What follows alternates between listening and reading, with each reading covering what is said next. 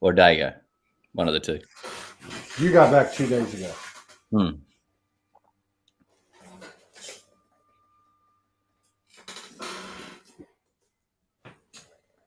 Yeah, we're good. They'll come on in a couple of minutes. Happy 4th of July. Happy 4th of July to you. Whatever that means. Exactly right. I've seen a lot of funny posts today. Let me see if Have you? Yeah, I saw one said it was, I guess, a pilgrim talking to an Indian and American Indian. And he said, are you going to celebrate Independence Day? He said, how can I when you're still here? Something like that. And I saw another one. God, I got to get a new camera. I saw another one. God, it was funny. I can't remember.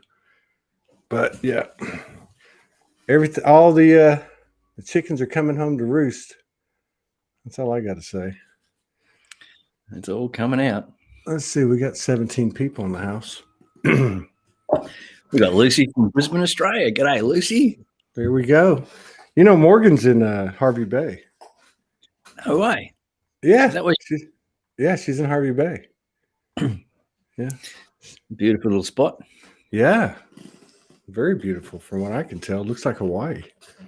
Looks like the little town that we lived in Hawaii. Very tropical. So how long were you in the bush? 4 days all up. By yourself or with other people? Oh, no, I took a bunch of men. Yeah? What'd y'all do? Oh, I take them through a bit of a journey. I call it transcending the fight or moving towards Elysium. So it was just a program. It was an 19-year-old, 20-year-old, 25-year-old, and a 36-year-old. Wow. It was a very young audience. Why do you use the name Elysium? Because the Elysium in the traditional sense is there was two forms of Elysium. Like when the soul got weighed on the scale of justice by Hades, you'd move to the paradise fields, and if you were able to your third incarnation and third time you went to the paradise fields, you were then granted passage to the true Elysium, the White Isles, where heroes would go after they've spent their thing. So what I realized, I started the men's program, Awakening the Warrior Within, back in 2012 when I was owning the warrior within me.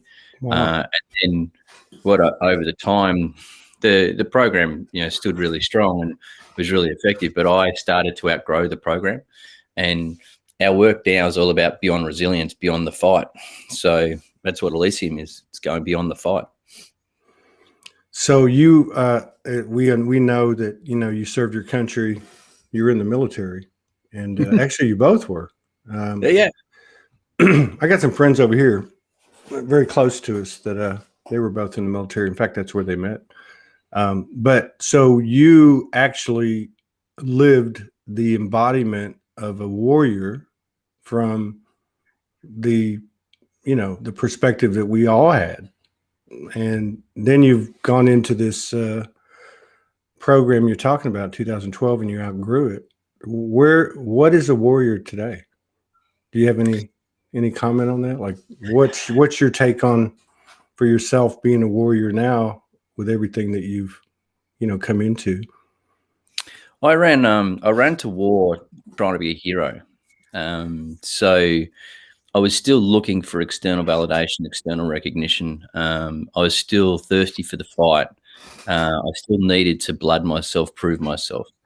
And I understood none of that, though. Like I was a really well-trained officer. I was leading, my combat team, over 100 soldiers. We were really professional. We did the job really, really well. But I didn't understand all the subconscious archetypal things at play. So, and it's interesting, when I got hit by the bomb, a friend of Kirsty is back in Darwin, and I was actually the first person who told her, because after everything had settled down with the incident, I got on the phone and I just rang her. It was a really powerful conversation, actually. I I basically said, listen, something's happened. I'm front and center of it. I can't talk about it. You're going to hear about it in the media, but just know I'm all right. And that's the only words I spoke, and both of us cried. Wow. Cried for 5 minutes. So you didn't tell her?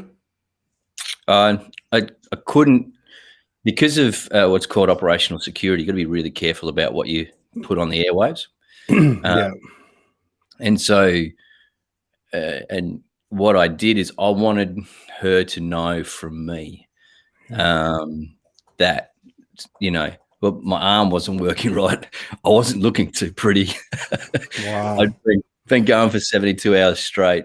You know, but it was the phone call, and I just said, you know, I'm okay.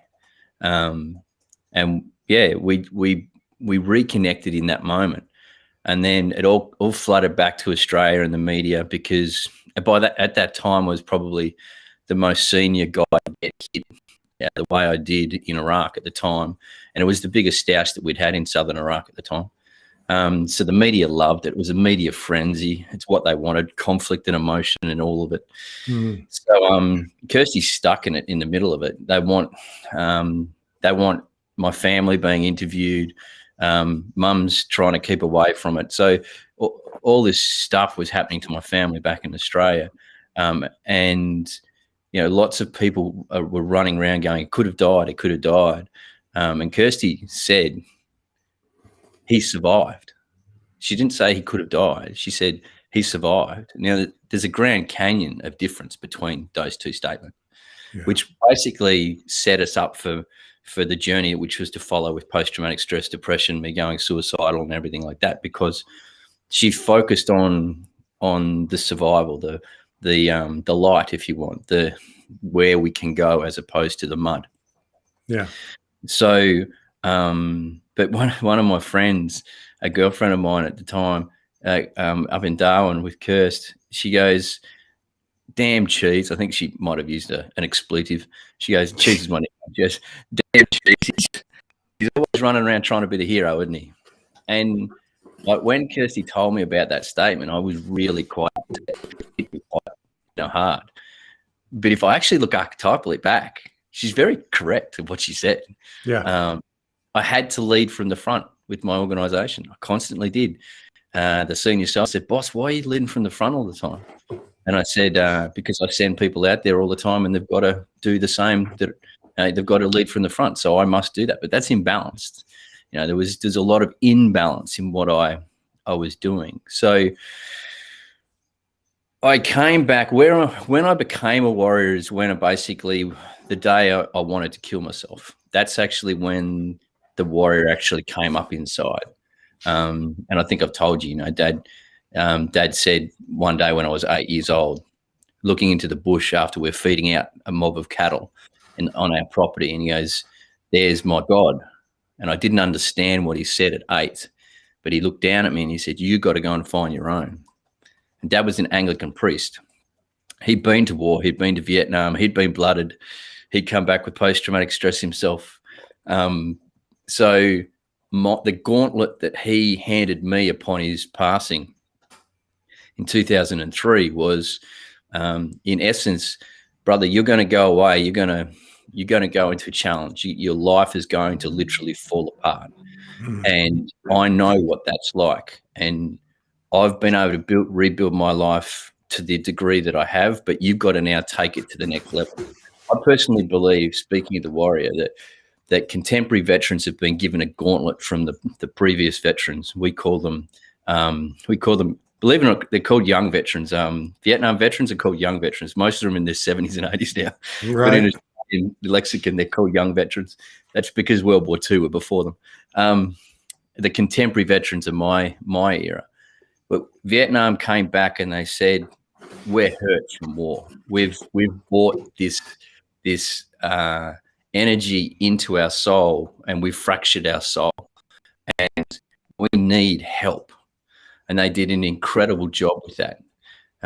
And they gave a gauntlet to the contemporary veteran, which is war can fracture your soul. Go out and find a path to heal the soul and show everyone that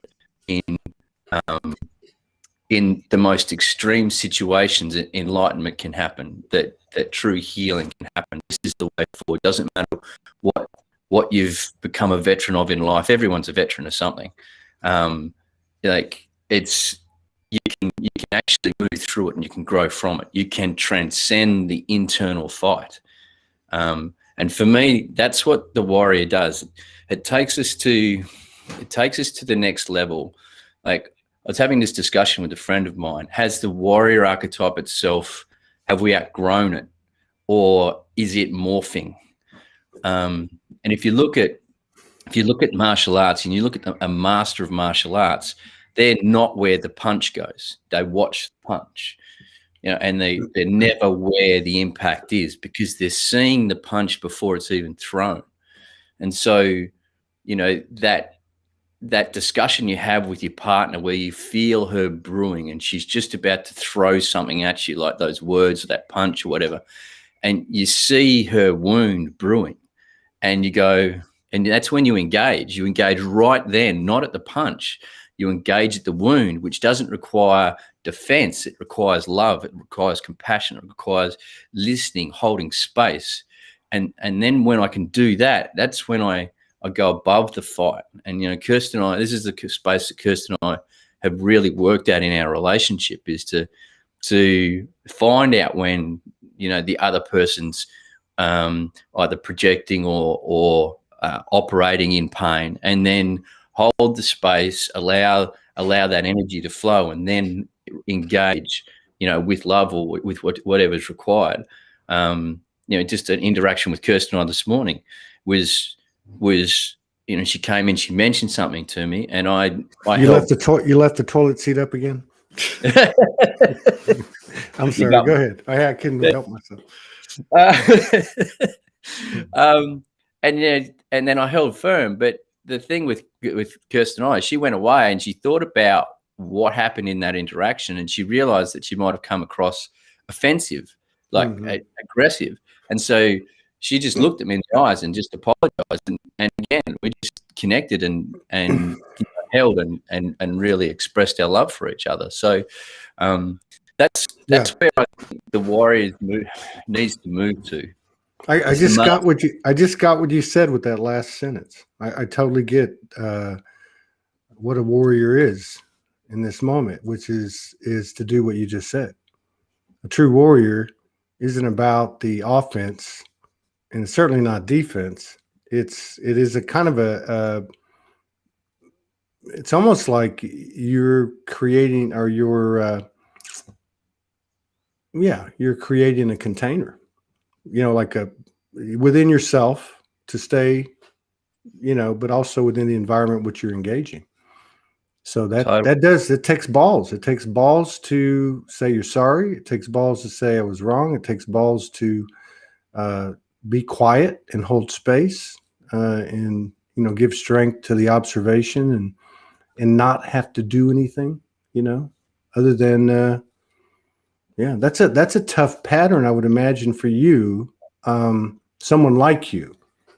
I mean, because I can, the only thing I can relate to in terms of the energy of, I hate to say that, but war, because there's no comparison. It would be like sports, competition and all that goes with that.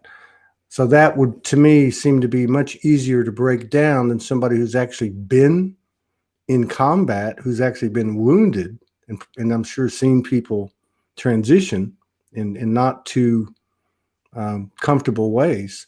For you to have to, or for someone like you to break that down, I would think I think if I get kind of sum up all the conversations that we've had, it sounds like that's something you've been doing for years. Yeah. I mean, that conversion, that transformation. And that's what I firmly believe. You've got an incredibly powerful story, and you share it so beautifully. But the thing that you share are the lessons from the story, and the integrated journey. And I think that's what the warrior really does well for ourselves. Is it's to hold that space where it doesn't let external interference in for the healing process to occur. Yeah. The warrior is the master at cutting through crap, you know, and they do it with absolute precision. In the warrior archetype's true form, they're not emotionless. They're at one with emotion. It's like the ancient Stoics. Like they believed that they were above emotion, but the thing is, to get above anything, you got to move through it. So you got to completely understand it. Yeah, that's I remember, very true. Yeah, a couple of things that happened overseas. I had one guy. I got stuck in a firefight one day with a junior driver because I was in armored vehicles, and he was a lovely young guy, and he wanted to go to special forces. And he had all this dream about what the military was. He was a romantic. He really was. He had this romance about him. And anyway, no one wanted him as their driver because he wouldn't listen. He just was really struggling. So I said, throw him in my vehicle because, you know, I've trained people before. It's all good.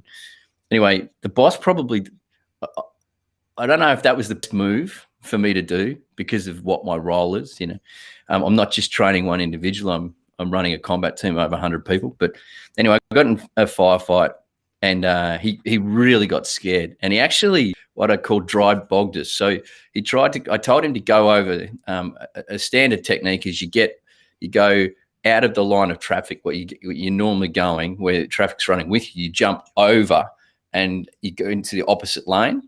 And sometimes you do that for disruption, etc.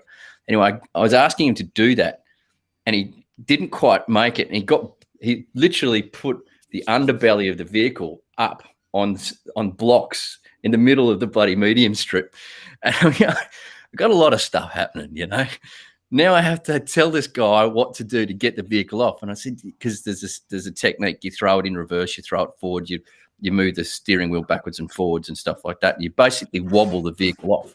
Mm-hmm. And I'm having to tell him reverse, forward, left, right.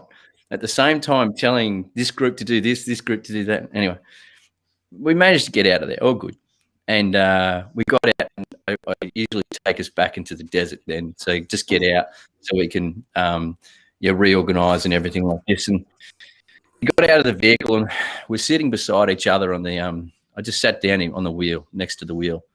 And I said, mate, how do you think you're going? And he just looked at me. And he was white. And he said, yeah. I said to him, mate, I probably didn't do the best thing by you just then, like getting you in my vehicle. Mm-hmm. We had a big chat.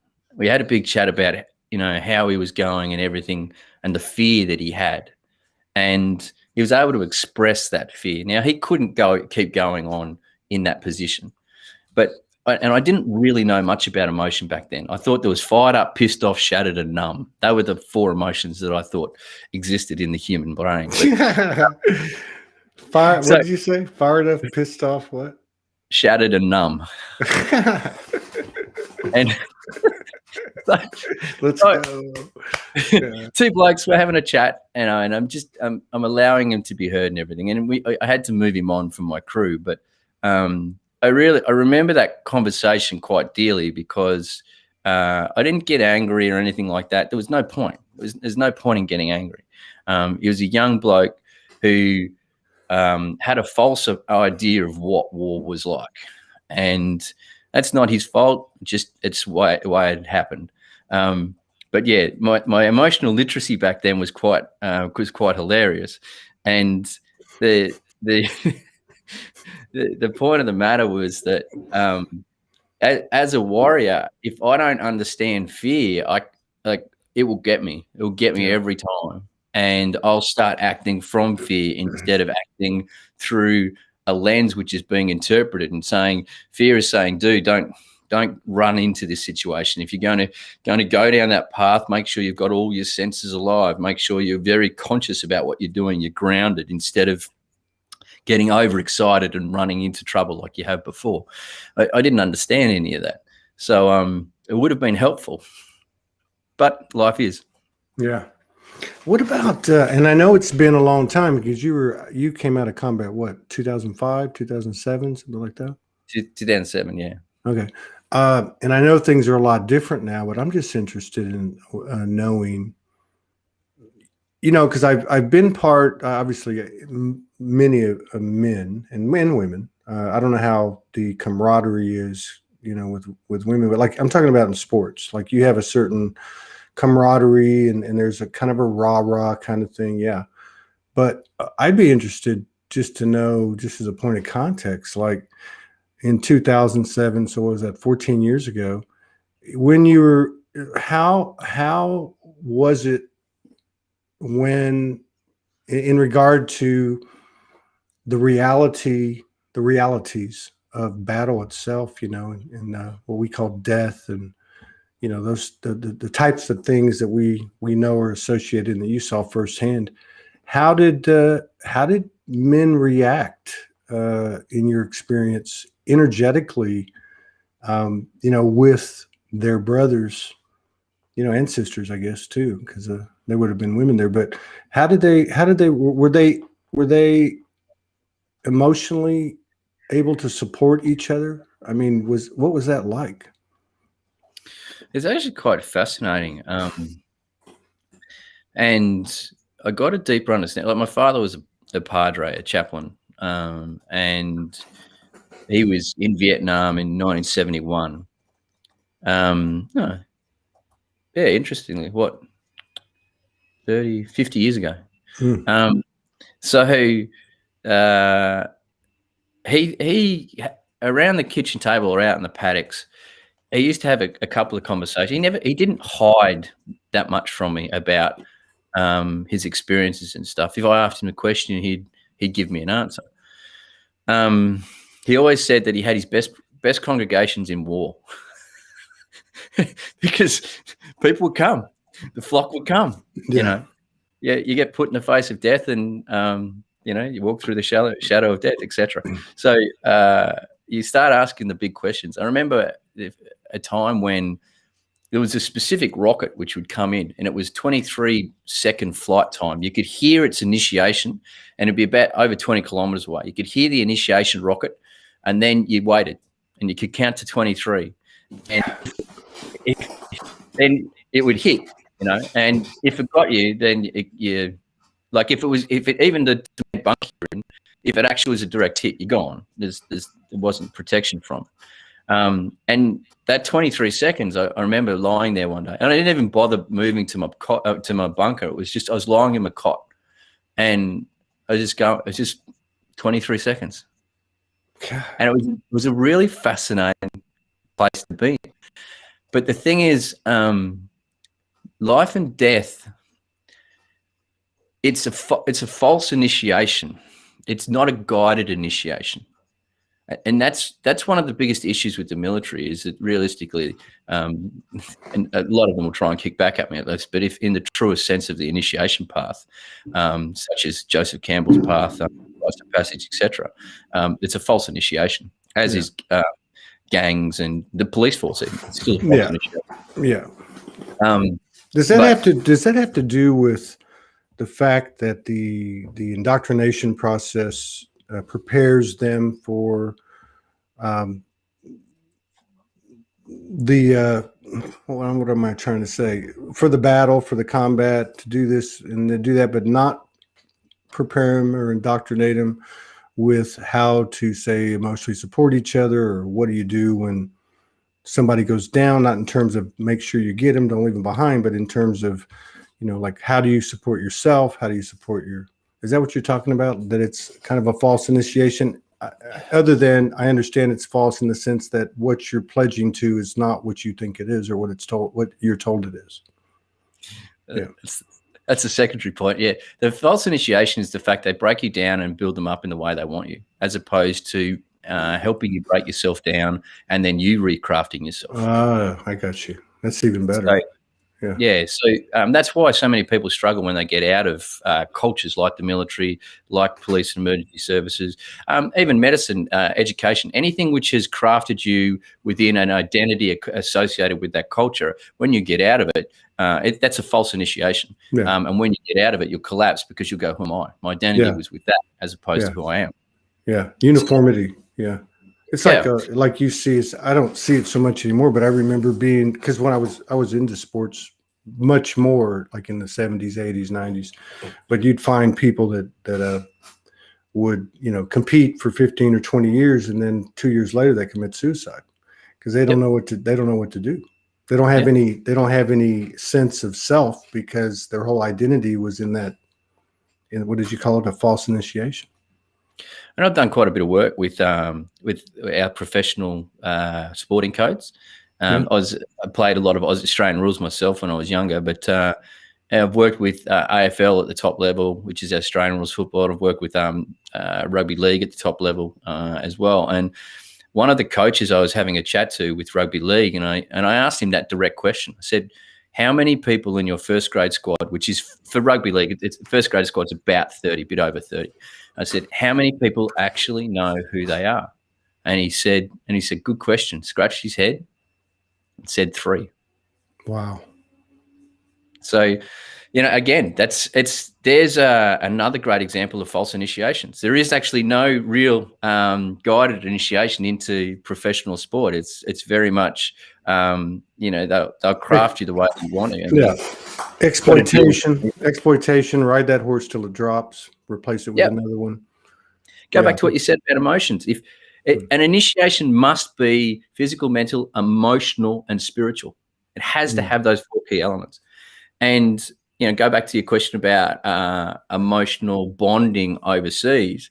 They do the best that they possibly can. When you're in a firefight, you don't give a rat's ass if Biden or Trump or Obama, whoever sent you, or for us, John Howard, ScoMo. We even have a nickname for our Prime Minister. Don't you find that fun? ScoMo. What does that stand? What does it stand for, ScoMo? Scott Morrison. ScoMo. Okay. He's hip now. He's hip. Whoa. But those people don't matter.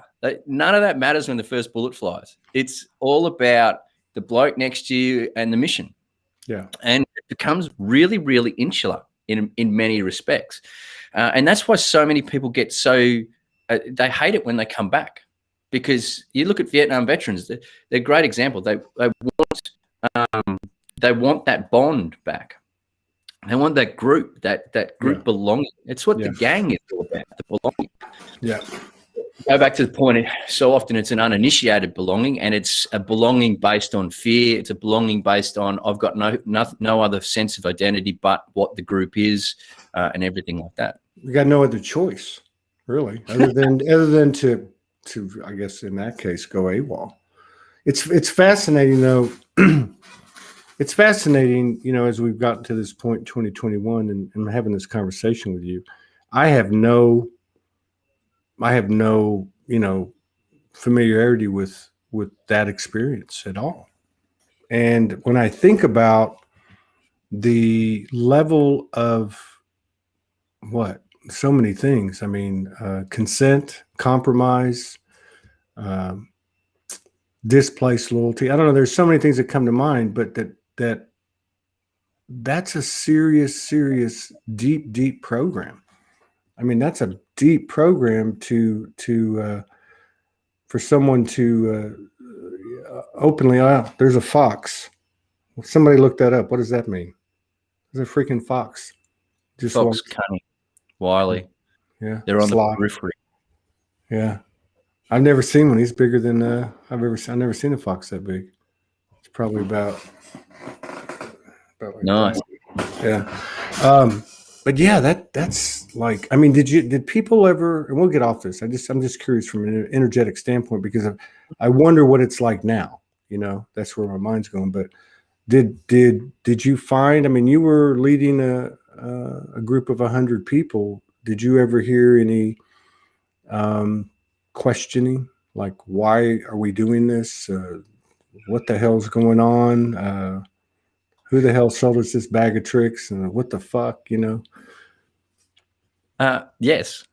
The simple answer to that, quick story. I've told this a few times, but quick story. We were 2.5-3 months into the tour. A rocket came in, put one of my men on his ass. Lucky he didn't go home in a body bag, but, and And the only thing that we as an Australian contingent did was send home a report back to Australia with all the I's dotted and the T's crossed about what had happened. We were on an American airbase.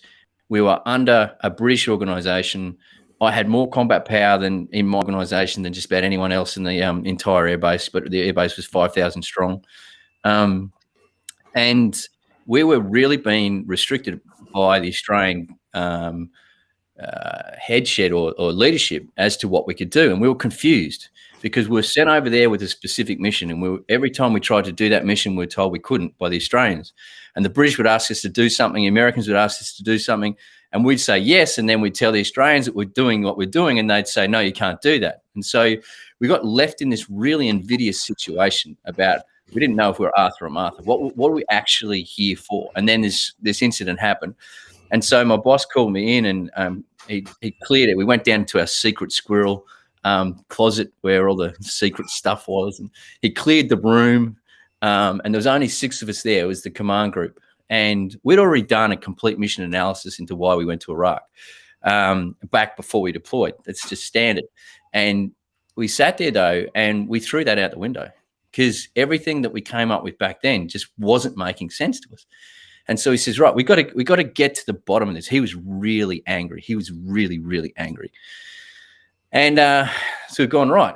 And we broke everything down from what the Australian headquarters kept telling us, what the British wanted us to do, but what we were actually allowed to do. And we came up with the only understanding. It took us a whole day.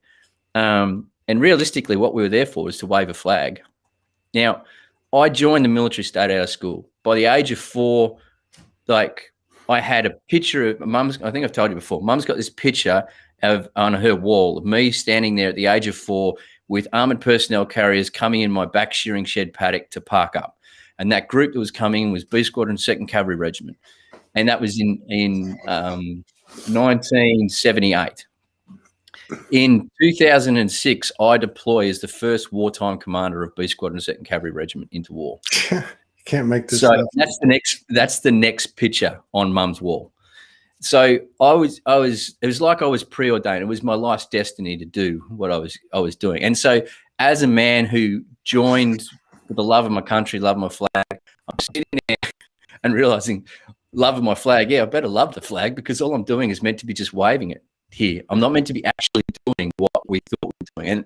And that's not necessarily the best place to be when every day you roll on a mission and you could get killed. Like it doesn't provide you the real core hard reason for, giving my life, especially when I got a family at home. And I almost did die, So I almost left Kirsty a widow and my first daughter without a father for waving a flag. Anyway, once we'd had that meeting, I went back to my group, my combat team, and I got them all in. I just got them all in. And I said, gents, I went in and my squadron sergeant major said, boss, what are we talking about? He said, you look pissed. And I said, that's an understatement. What are we talking about? I don't yet know. Wow. And he just looked at me and said, okay. So he got them all in and I walked in and the only thing that came to me was a question. I said, gents, why are we here? Within a nanosecond, it took me 9 hours of analysis with all my bosses. Within a nanosecond, soldier turns around and says, wave a flag, boss. Oh, my God. And I just started laughing. I said, well, there's only one person in this room who's had his head in the bloody sand and he's standing in front of you talking to you. And that's when it dawned on me, though. And I talked very open. I was very communicative with my soldiers. I always liked to find out what was going on from their mouths, not, secondhand. And that's when in a moment I developed this thing called the grandfather test. And I said, we're not going home, gents. We've got another 3 months. It ended up being 4.5 months of the tour left. We had more resources than we could poke a stick out. And all we had to do was find a place. And the old adage, it's not the cards that you dealt, but it's what you do with them. And so I said to them, in 30 years' time, you'll be sitting down on Anzac Day, which is a big military mythos day that we have. It's bit of a myth in Australia nowadays. It's been romanticized a bit more, but it's a big day especially for the military. They all get around and drink and put their medals on, etc. And in 30 years' time, you've got your grandson sitting on your lap, you're having a beer, and he looks at your Iraq campaign medal and he says, "Granddad, what did you get that for?" Now, do you answer in pride or do you answer in shame? I said, we've got a chance here. We've got a chance to make a difference. How are we going to do it? But it's not my answer. I can't give you that answer. You got to go and find it yourself. So I gave them 7 days and they all came back. And it needed a bit of coaxing because like I gave them such a broad spectrum of things they could possibly do. They actually went into information overwhelm. So we had to bring it in. And then, yeah, each group came up with this whole thing. And funnily enough, every group came up with people. They wanted to touch people. They wanted to make a difference in someone's heart space. And it was an emotional connection they wanted. Wow. And they wouldn't put it like that, but that's what they said. They just wanted to make lives better for people. And so they all adopted a specific region, and that's what they did.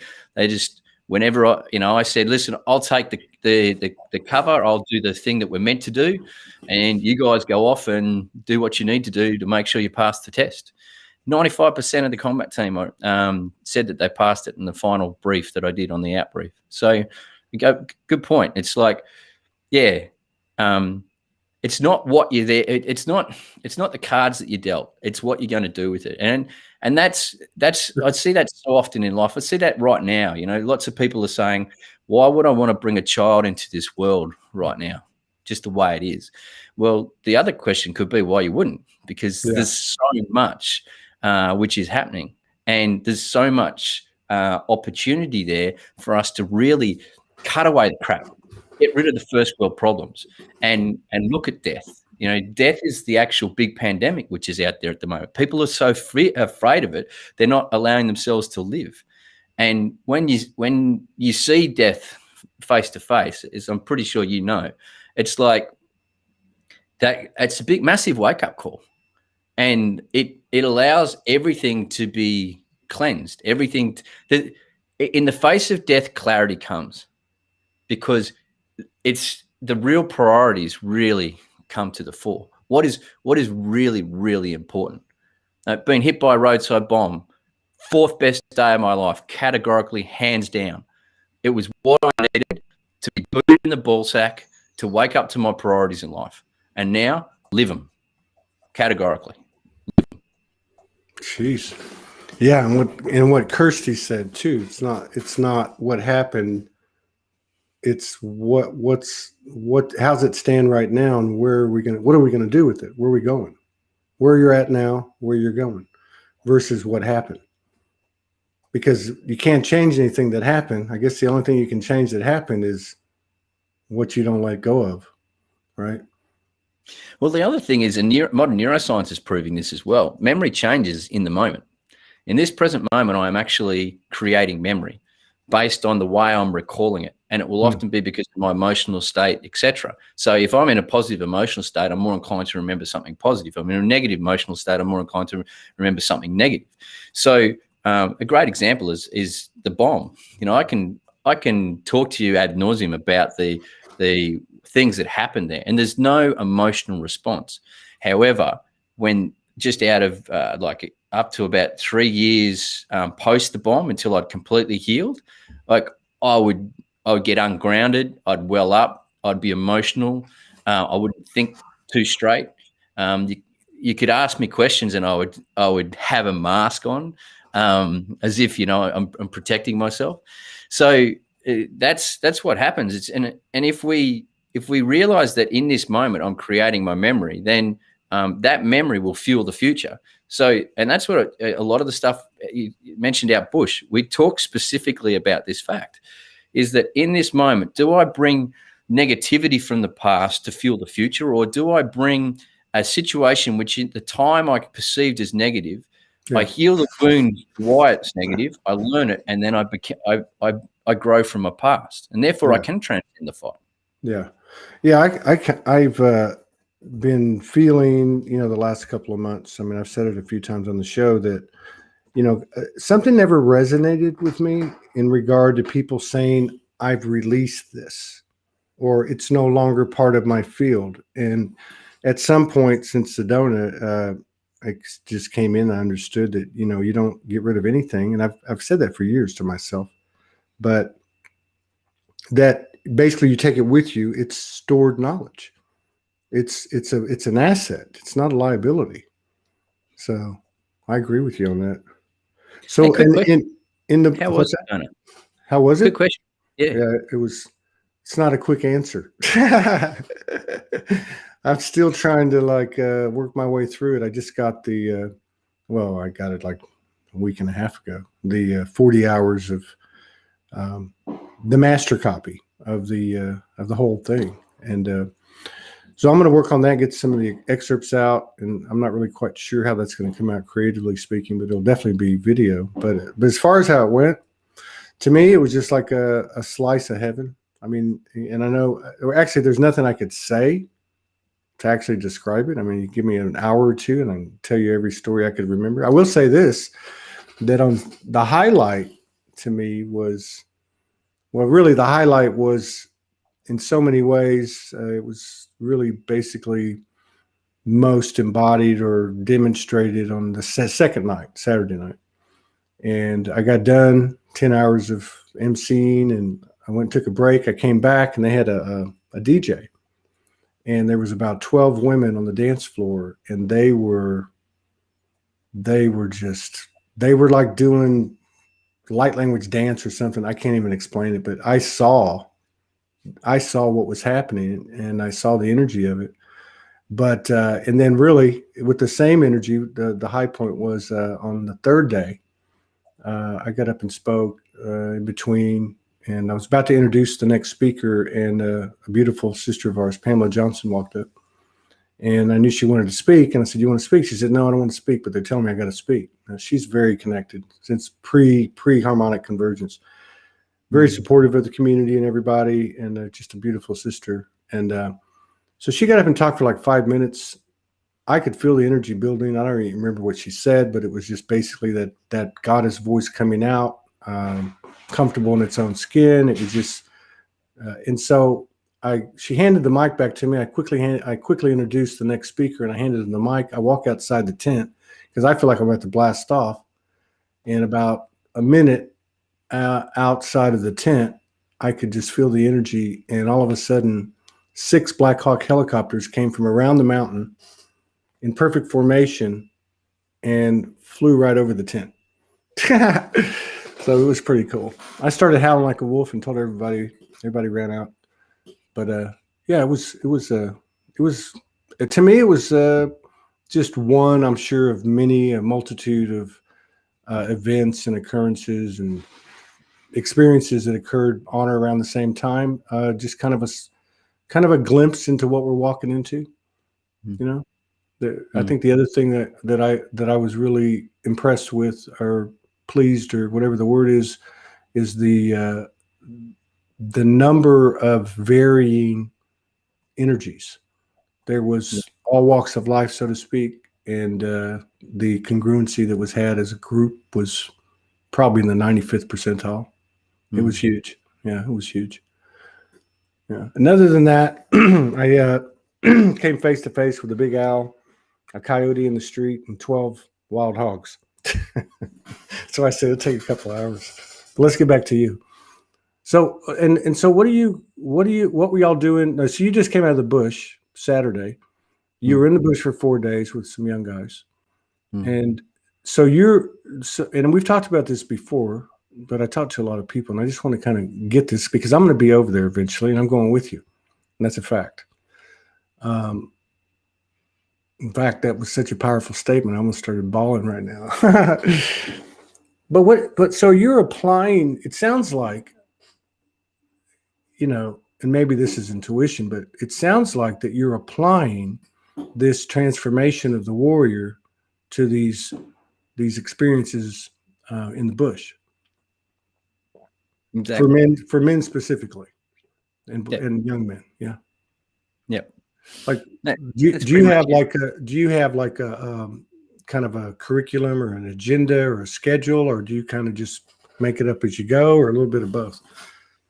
Yeah, both. When I first got out of the military, I went into the people that helped me heal were a personal development crew. So I became the front man for a 3-day personal development workshop that we ran all around Australia and stuff like that. We were taking it to New Zealand, etc. But the way I was taught was by minutes, by slide, 90-minute session, exactly where to be, exactly where to have the audience, etc., etc. And then, so that's how I was taught how to present like that type of structured workshop. So the first time I go bush, I'm trying to bring this mentality of structure into going bush. And you walk out like into nature, and the flow just hits you straight away. And not only that, straight away you're out isolated in the middle of the bush. You don't have everything at first grasp. Quite regularly something will break, and you just have to go with it. Improvise, adapt, and overcome. And anyway, and that's part of it that I really, really love. And not only that, when you take people out of their environment and place them into something like the bush, which so often, and increasingly actually, is very foreign to people. Mm-hmm.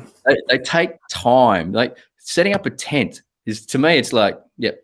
Yeah, you've been doing it since you were knee high to a toe. Yeah. Yeah.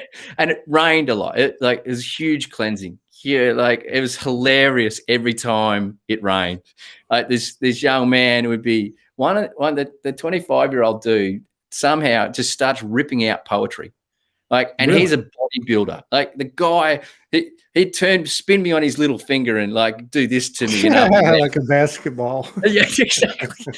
And we're helping going through a father process to help heal a wound with the father. And all of a sudden, instead of writing a letter to his father, he's written a poem to his father. And I give you the big tip, like as he started, the rain started because we set up a tarpaulin underneath next to a fire, and it's raining, and then all of a sudden he starts building in this poem, and the rain starts pelting down, and so he has to start. There's only a small group around a fire. He has to start really throwing his voice, and the rain is just pelting down, and I'm laughing my head off, going, "This is just amazing. This is awesome." And it's just what happens, And then the birds will disappear. First 2 days, the birds will get out of there. And then at the end of the second day, I got this process will really take them deep into anger, like really primal, and it's really, really powerful. Generally lifts the roof off the canopy, and I've prepped the ground to, like, I go up. It's a really sacred place. I've asked permission to be there. Firstly, I get them to in their own way, because a lot of them don't have that connection anymore. So I just say, would you agree that in the next 4 days you're going to leave a lot of your emotional baggage out here? And they say, yeah. And I say, well, just go off into a place which you feel is pretty cool, and just sit there. And if you pray. If you want to talk to the bush, talk to the bush. If you sit in silence, just sit in silence. Whatever it is, the way you work, do it. Anyway, after the second day, we've just released all this stuff, and then the birds just came back in. It's just incredible, including the black cockatoo, which is a fascinating bird, and it's all about spirit. And by day 3, it's like the place is now, it's been washed, it's been cleansed, and these young people are just anew. The bond is just intense. They know each other better than their parents know them, because they've shared anger, they've shared shame, they've shared sadness. One guy works 1.5 kilometers down in a mine, like deep down. I suppose he's closest to Mother Earth than anyone else. Good gosh. He takes an hour to get down to his actual drill site. He runs a big drill, and then an hour to come back out, just because of the pressure, and testosterone filled environment, everything. This guy, he knew it in his soul that this tree was calling for him just down the valley, and he went down there on the 3rd day. And it's just really, really. They're in the end, they're talking to trees are talking to them. They're expressing their own self in their own way, and it's really, really beautiful. That's powerful. And you've already worked with some pretty big organizations. I wonder, do you think you're going to get into some of that kind of work with this evolved process or technique or that you're cultivating? If I do, I do. If I don't, I don't. Yeah. I used to need to. I'll let that go. Yeah. Yeah. I go where I'm called now. And like a marketer came up to me the other day and we was trying to have a chat about marketing. And it was just at a funny enough, at a coffee shop. And I was just saying, oh, okay, yeah. And so she was asking me what I did, and I was just explaining. And she says, oh, yeah, so what's your marketing plan? And I said, be me. Yeah. Yeah. Never even crossed my mind. Yeah, that's that's interesting how some of these components are no longer in the field. I was talking to my friends this morning, little Soulogy meeting, and so it started to go, and it wasn't me. It's not that it mattered, but it started to go with we could do this or we could do that. We're just getting ideas. There was nothing going to be, we're just talking. And I just said, look, we've gone through this so many times. It's got to be organic, or it's just not going to work. All it's going to do is create, forms of resistance and misalignment and skewed, trajectories from what we actually want from the heart. Well, you talked to me enough, Todd, to realize that, like, I'm the king of tangents. Like, you ask me a question and I'll start answering it, and then something else will come to me, and by half an hour later, don't feel like the Lone Ranger. We might come back. That's why we get on so well. We go where we want.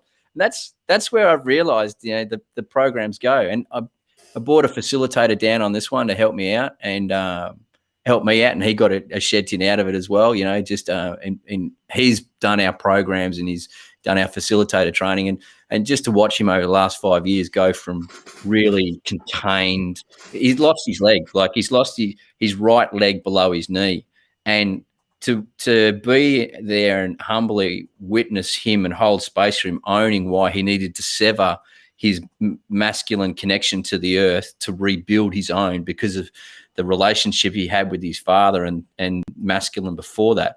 It was really powerful. So he came out, and we're just chewing the fat, just talking about how my ability for tangents is really quite hilarious at times, because as facilitators, obviously, how it's like you get at the start of the day, you have a bit of a chat about where the group is, where we're going to go, what we think, etc., getting prepped and stuff. And like within 5 minutes, that plan's already been thrown out the window again. And he's got the actual sheet that I give you, which is always 4 days with stuff on it. Well, the amount of red pen on that sheet, and I've never run a workshop the same. Like every workshop which is meant to be the same, it's not the same, because each group's different.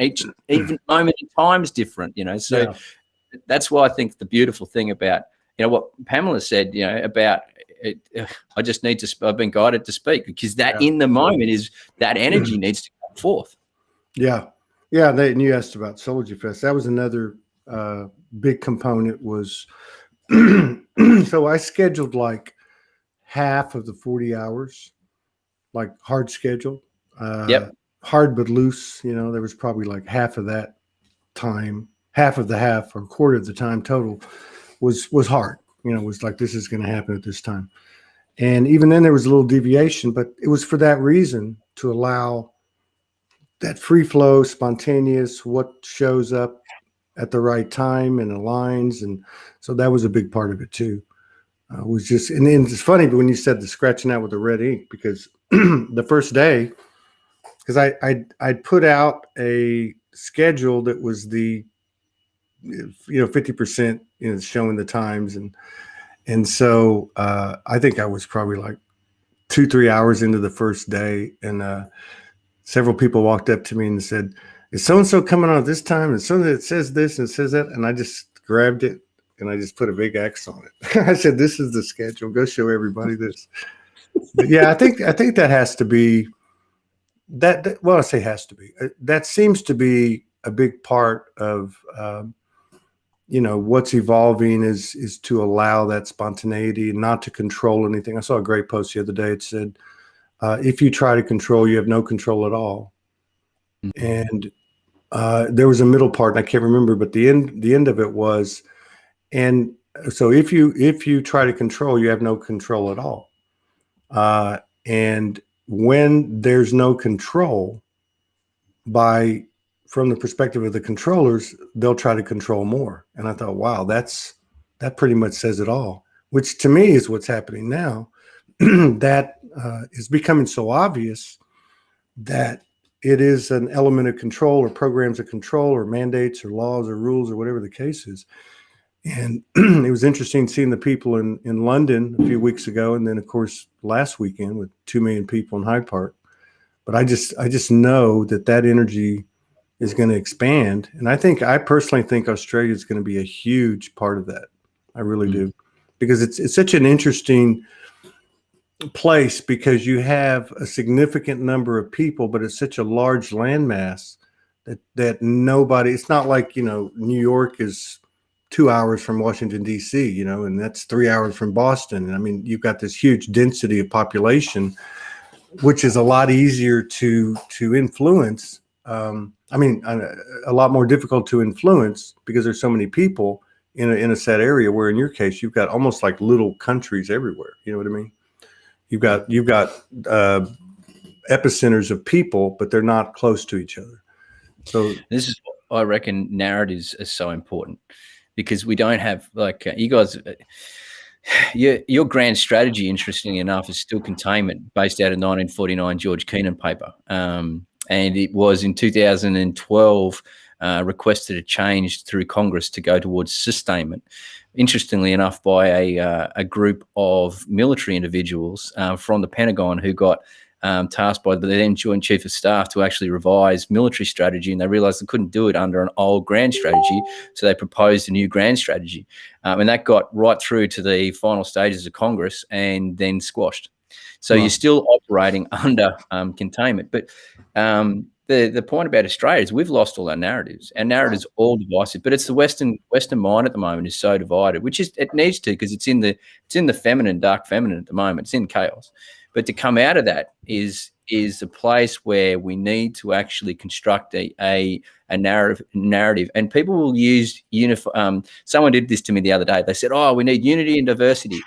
The issue with unity and diversity is we've lost understanding the meaning of those words. So it's like integrity. People have lost actual understanding of what integrity truly is, and so often stand out of integrity without even knowing they're doing it. So it's not their or even saying "I love you." No, that word is incredible, and to watch the men up the hill just look into another man's eyes. Never before would they have said it, and they just go, "I love you." It's just, and it was just prompted by nothing but just the sheer energy of the moment. It wasn't scripted. It wasn't anything like that. And it's this new need for those that are transcending, that can actually see in a broader spectrum of what's happening, that are out of the emotional fight, to actually start seeding the narrative of coming together, and what the future actually asks us for. And interestingly enough, we had a politician in this country the other day stand up in Parliament and said, and talked about the measures that Australia are actually utilising. And he said, "This is not the country that I want to live in." And it's the first time I've heard a politician in Australia speak like that for a long time. And I don't care if you agree with his argument or not, but that one statement is a really great statement. Have a think about why you're living. What's the meaning of this? Go back to that point about death. Everything becomes clear. Well, death's not the opposite of life. Birth is the opposite of life. And we're in a time of great death. And so, but the time of great death then moves into the time of great rebirth. So let's now go back to that point about constructing our future. Let's build a narrative together about, what it is to live in the world we want to. And I use the term harmonic. Yeah, that's a good one. Harmonious, harmonic. Yeah, like it's like a combination of a symbiosis and a symmetry. You know what I mean? Like it's connected, but it's not connected. Like the whale with the little fish eating on it. It's like they're not one unit, but they are one unit. Yep. Yep. Multiple levels in harmony. Don't have to sing the same. That they're not the same frequency, but all the frequencies actually unite into resonance, and that's it. And in harmony, death occurs. Death and life are a natural cycle of harmony. One note ends as another note comes in. Do you read a lot? I mean, I can tell that because I mean, there's, I used to read a lot, and of course, talking to a lot of people, you can tell when somebody's read a lot. Not to say that they don't have direct intelligence, like intelligence versus intellect, but you just seem like you've really dove in over the years into some of these subjects. Mate, yeah, I have, and I've gone. The deeper I've gone, the more ancient I've gone. So gone back to the old archaic understandings and everything like that. And that's where a lot of that knowledge is then allowed me to sit in meditation and ponder that knowledge. And that's when, as you're saying, the intuitive understanding of the arcane has come through. Someone, Janine, I think, asked James, who's the politician. Craig Kelly. Paul Kelly's a singer. He's got a great message. Paul Kelly's an awesome singer. Craig Kelly. I don't know either one of these people, but I hope to. Don't worry about them, mate. Just come bush when you get to Australia. So you go back into you went back, linearly back into the deeper histories. Are you talking like the myths, like Joseph Campbell does, The Power of Myth, that type of thing? Yeah. Love Joseph Campbell, love James Hillman, love Carl Jung, but go back. They were structuring stuff in the modern language that was before them. Jung didn't develop the archetype. Jung just provided us a beautiful understanding of the archetype. Yeah. Yeah. These people unearth stuff in a language which is a frequency that people can then resonate with, and then if we choose, we can go into that frequency even deeper and understand it in our own way. So, it's and it goes even back for them. Have you figured out, or do you have wind of it? And I don't know what the answer is, but I've been thinking about it lately because I look at what's happening in my own experience, and I look at what I think reality is, and I question everything. And one of them would be, are the stars just an overlay? When are we going to stop looking at the calendar? Like, because it's going to be this date or that date or this seasonal event or this solstice or whatever. And I'm just thinking, I wonder if that's part of the program. But in regard to the stars, there's a lot to be said with the oral histories and some of the other recorded history. In regard to their presence, I guess, their formations, their presence, the energies that they create, the energy complexes. And so my question would be, do you know, if any, is there a connection between the archetypes and or the stars or the constellations? I mean, is there a relation? Are the archetypes represented in the cosmos? Oh, very much so. Okay. And myth is represented in the cosmos, currently ruled by Saturn. Now, interestingly enough, Isaac Newton believed that Saturn was Noah. Noah from biblical Noah times. Yeah. So there's a Mercury, the messenger of the gods. In Egyptian, it's Thoth. In Greek, it's Hermes. And so they all these come together, and they all have like a common essence to them. So you go to Joseph Campbell, who dissected so many myths and stories from all around the world, and then brought together what's called the hero's journey. There's a really good bloke, if people want to read or listen to him, Richard Tarnas, Tarnas. He talks a lot about cosmology, the archetypes within cosmology, and everything like that. I've had a brain fart as to what his book was, but it's got cosmology. But yeah, the interesting thing about myth, though, is Kairos and Kronos They're the two aspects of Greek time. Kaios is heart-centered time, whereas Chronos is linked to, my understanding is linked to Saturn and is linear time. And so based on the calendar, based on mechanical time. So when a person like shifts and goes into just the moment, you go into Kaios, which is it's the heart-centered. It's that rhythm you're talking about, the natural biorhythm, everything. And then, you know, you're completely connected to the sentience of everything as well. Whereas Chronos is like, right, what are we now at? Where? Bang, bang, bang. And the dance that, you know, Kirsten and I have experienced in the last few years is how to live both and how to flow in Kaios, but at the same time know when I've got to talk to you at 10 o'clock in Australian time, you know, and that's the use of calendar. We're checking our calendars like 10 times a day, going right now. And I'm not checking the date. I'm checking what I've got to do in the next hour. And sometimes, like, I would have checked the calendar 10 times in the day, and you could still ask me what day it is, and I have absolutely no idea. I'm the same. Time-wise, I'm the same. And with Morgan being in Australia, I'm really thrown off. And scheduling, I schedule on New York time. I live in Central time. She's in Queensland time. I got people in different times. And so it's it's been interesting the way time has become a different, aspect. You know, it's changed since in the last 30 days, 40 days for me. Yeah.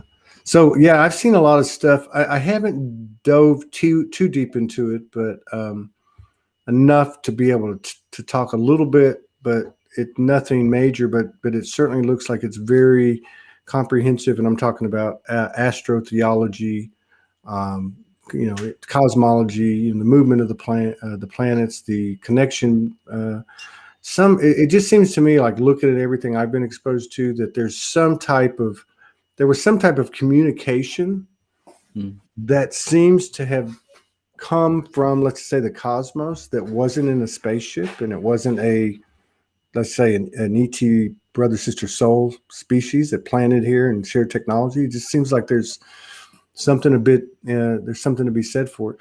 You know, I didn't even know.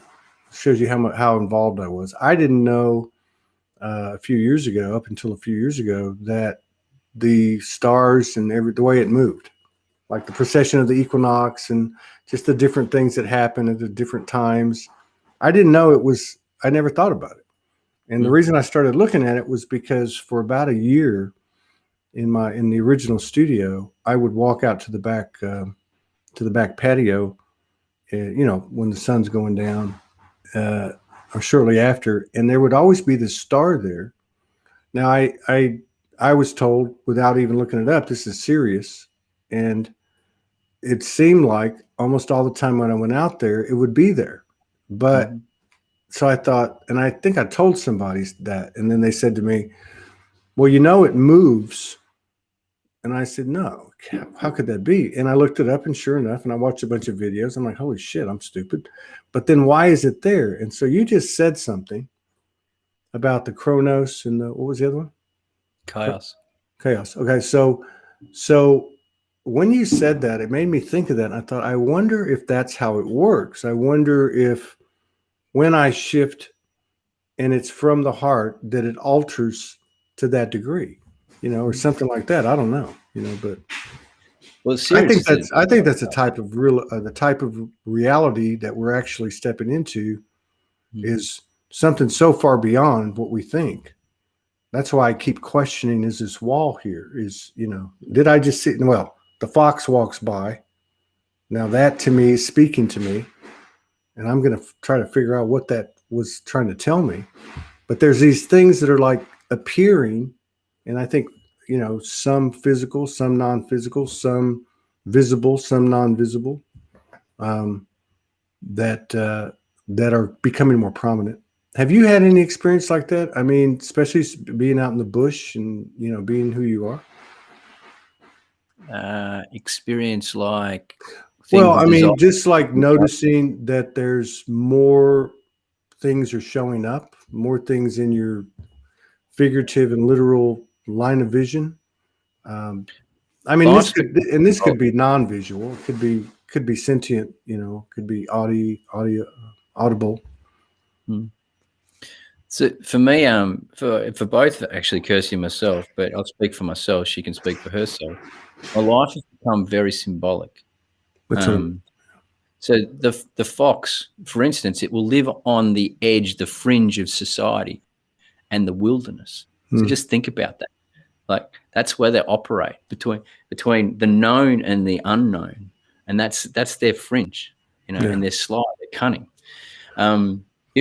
Like the black cockies will fly in, and I'll immediately stop and just connect into spirit because that's what they mean. Like a magpie will land in my path, or fly directly over my head in a certain way, and I'll pick it up and I go, okay, in this moment, am I balanced? Magpie's about the yin and the yang, the balance. Snake will cross my path, and I'll sit and I'll actually tune into the snake. And before, like the only good snake's a bloody dead snake, mate. Get the shovel out, dong it on the head, hanging over the fence. The kookaburras will take it. Now it's like actually tune into the snake and watch my interaction with the snake and the specific type of snake too. Which has especially for the indigenous of this land, like the constrictor is very different to the more poisonous venomous snake, like the red belly black or whatever. The python is a very different snake, and they say you have pythons there. Yeah, we have pythons, varying forms. Is that right? Go ahead, continue. I need to get over that fear before I get over it. So but it's not just that. It's like if anything crosses my path twice, it's got my consciousness awareness, and if it's the third time, I'm stopping everything. And I'm looking specifically into my relationship with that aspect, that situation, that thing. So I say that life's the greatest university, and its language is the feather, the brick, and the train. The tickle me under the chin with the feather saying, James, you're going off path, or you need to be aware of this. I don't listen to it. Bang, slap in the face by brick. That hurt. And then I go, yeah, but half the time I'll just go, I'll just soldier on and, it should be all right, mate. And then bang, but you get hit in the face by a train. Or in my old way, I had to take it to a whole new level and get hit by a bloody rhino bomb. So I like to listen to the feather nowadays. They're a lot nicer. Yeah. Yeah. And maybe that's what it is. Maybe it's always been there, and like someone like me just noticing it more. And I've always been kind of plugged in, but I'm just talking about anybody, what's happening collectively. But yeah, I see it happening. It used to just be numbers, and now it's everything. It's like, it can be anything at any time. A smell. I woke up the other night, first night in 3 weeks I've gone to sleep for more than a couple of hours. And I think I must have been asleep good 3-4 hours. I ended up sleeping 12, but I woke up and I just started sneezing. And I counted, I sneezed 9 times. And I had the wherewithal to go, I'm fucking tired. I'm going to bed, but I'm going to plug in, at least attempt, to find out why am I sneezing 9 times. And then I guess I was half awake, half asleep. So when I woke up, it was clear in my head. I actually watched this kind of a mist come into the house, and I knew, and I could feel it. Actually, I could feel this energy, and I don't know what it was, but it was something I probably wouldn't have given much attention to, a year or two ago. That's it, just waking up. That's the whole process of waking up. And it's interesting, guys, I mentioned the guy who works an hour and a half down in the mine. Like, by the end of it, he's just looking at me like when he said, that's just happened I've just heard that twice. Or, did you see that bird? And then he goes back and he'll bring a lesson of his life forward. He goes, oh, this happened to me a couple of times. Oh, that makes so much sense. And so it's that synchronicity and life's full of synchronicity. It's just whether or not we see it or not. And what I'm hearing from you is like, you're like me. It's this, like, we like synchronicity and we like observing it. And wonder is one of my principles. So I sit back on a daily basis going, wonder what the universe is going to show me today. Right. Exactly. Where's Bit the of fun. feather? Where's the feathers? Because I don't want to get hit by that fucking train. You know how that works.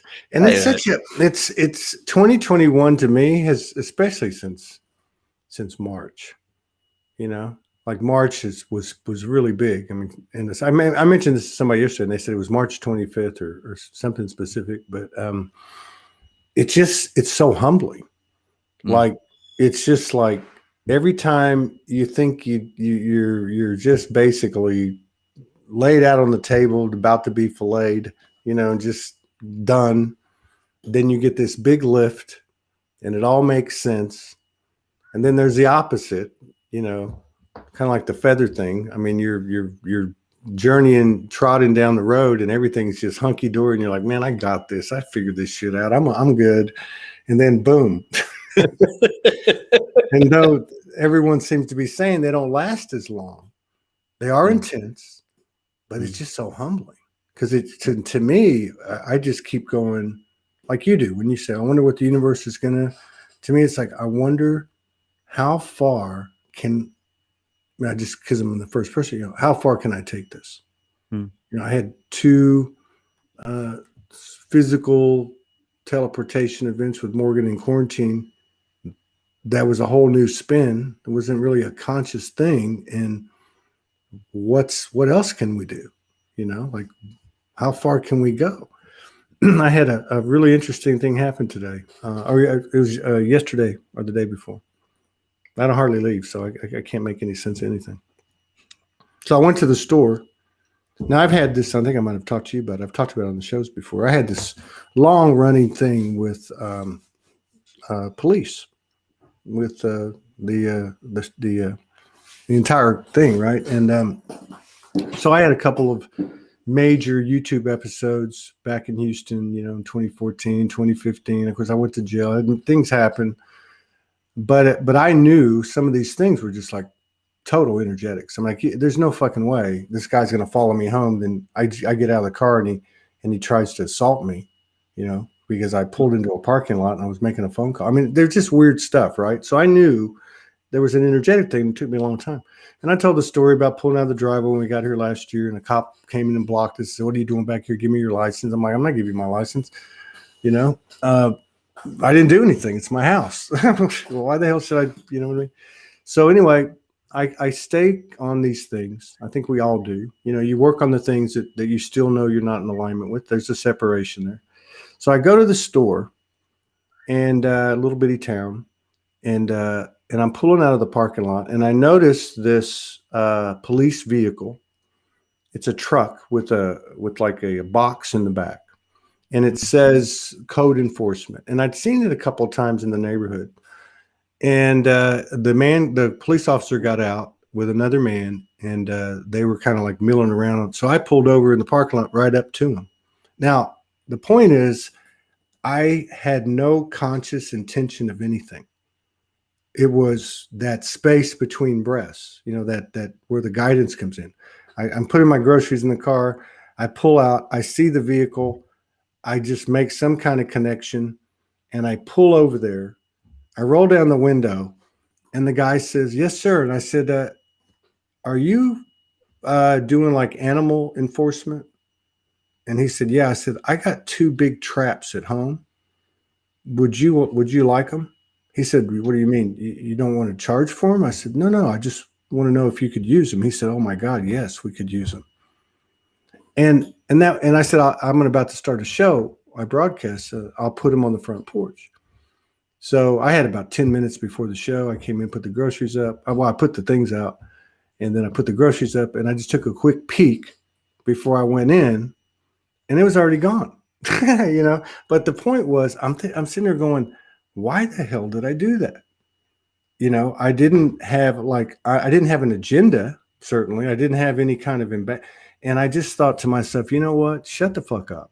That was some kind of alignment. Something came into alignment because the energy I was getting from this guy was pure. It was just pure. It was like, it was so cool. So I don't even know why I brought that up, but it was an interesting experience. A guy rang me yesterday and he said, "Cheese, can I ask you a question?" I said, "No, if you want it." Your choice. And he goes, what do you reckon the difference between the divine plan and divine expression is? Yeah, okay. Sunday morning. I suppose it's a Sunday. I should have expected a question like that. But I said, and whenever someone asks me that, there's an agenda behind them. There's a reason why. There's a backstory as to why that question has dropped into their mind. So I just asked him the question. So what would your whole point be? Now, he answered from a specific paradigm, particularly actually a religious and a Judeo-Christian paradigm. But the whole point goes to what you're saying, and the divine expression of ourselves in the moment comes best when we get out of space, time, and we just become us. And our beingness. And a lot of the work that I'm actually doing at the moment is helping people shift their identity from my doingness to my beingness. Yeah. And my value is in what I can provide to my family, how much money I can bring in, what I can do with the job. No, it's not. The provider mentality, which is killing so many men at the moment, is false. It's all about what do we need to provide? Just turn up. Yeah. And Abby taught that when she was 2. She didn't want the general. She wanted the dad. Yeah. And that was like an amazing lesson, just going to that beingness and act from that beingness, which you obviously did, which assisted someone in a great way. Well, I mean, energetically, I think that's another thing too, is we've looked at things strictly from the physical and not given as much credence as we do now to the energetics. But yeah, it's these are the types of things that I'm talking about. And when you bring up being, I've heard a lot of people, and I've said it over the years. I remember 10 years ago being told that don't think, just be. That's what I was hearing. I'm like, what the hell does that mean? And I would write it on posts and not even know what it meant. But lately, I started trying to connect with that, but non-verbally, non-structurally, not like through a process or a mantra. And I just have been playing with, I'm in dimension, just like a lucid dream. I can do things, and there's been a little bit of things happen, but I just feel like exploring anything and everything that I haven't done or haven't heard someone's done or that wasn't possible, because I really feel like we're playing in that field. I really do. And I look forward to coming over there. By what means, I'm not sure. There's a couple of obstacles, obviously, for everybody, but so that's another thing, looking at these constructs that are standing in front of us. I feel like the level of sovereignty is getting so high that people are choosing to stand in their sovereignty and start to do things like they're doing in London. I can't even imagine how that would go down in a place as big as Australia, but it'll happen. Yeah. Well, it is happening. And just something to remember for people that are going through this journey, because one of the first things I'll do when they go into sovereignty is they'll go into the fight. And that is sovereignty is beyond fight.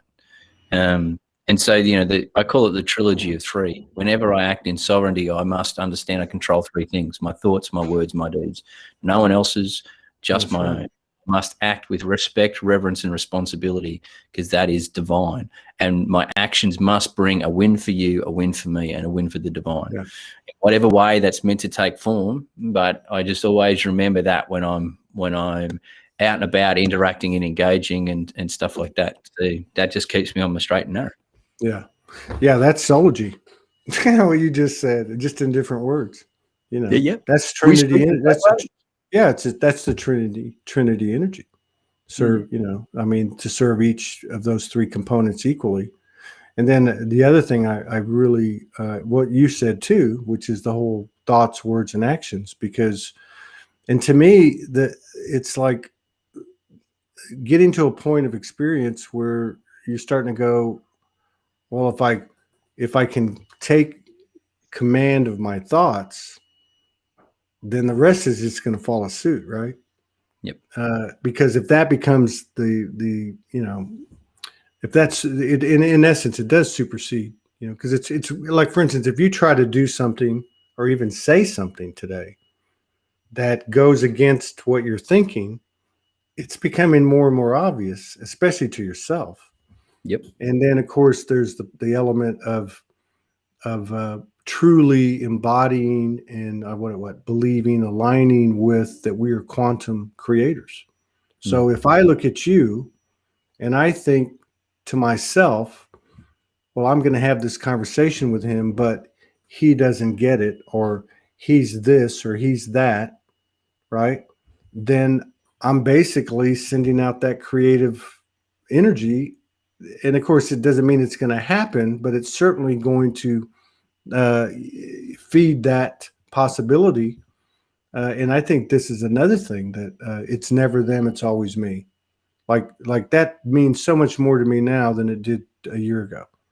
Like what it really means to me is that I have that, well, you said it, the 3 R's, but responsibility. There is a responsibility that goes with the awareness that we've gained. And it's not enough just to know it. We're here to actually be the goddess energy in motion, which to me is the goddess.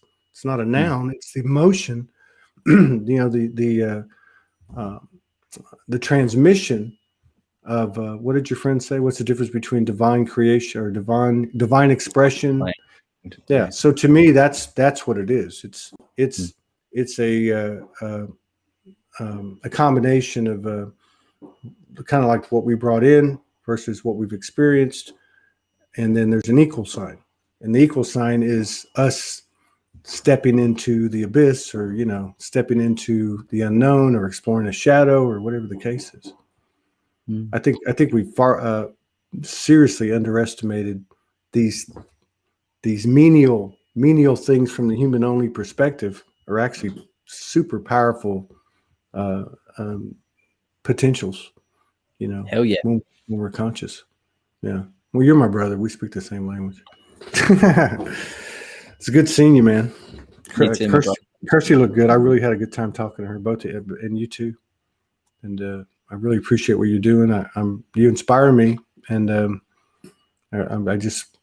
look forward to the day when I can be there, and we can hang out.